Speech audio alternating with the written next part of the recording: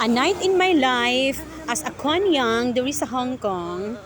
Mao ni akong kinabuhi diri. Diri day ko gikan sa American Club kay na swimming og tennis akong alaga. So naa ako diri every Monday. So kay human naman ang ilang swimming og tennis. Gipauli ko og una. Mao day ni siya diri sa Taitam. Gipauli ko og una ni Cordapia. So nagbaklay ko padulong sa bus station. Baklay ko niyang bisan hangak. Sige hala. Kumbati gyud para na ay dollar. Sige. Samtang nagbaklay ko, grabe. Kanang layo-layo jud. Layo jud ang akong baklay. So hapit na ko diri sa bus station. So motabok ko aron magpaabot sa bus number 6.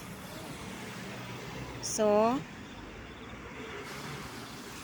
pagtabok na ako kay wala pa man koy kuan, nagbaklay pa jud ko, naa pa jud hapit na.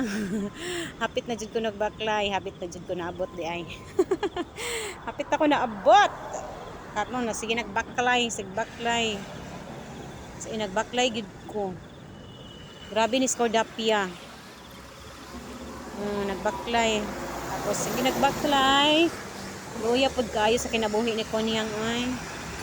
Luya kay kinabuhi ni Konyang baklay. Dito sa Middle East, so bisag silingan ra adto magsakyanan. Diri sa Hong Kong.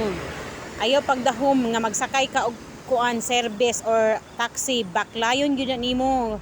Bisan pag unsang buntura nimo ang klase sa mga bata or asa ang activity, mo baklay jud ka.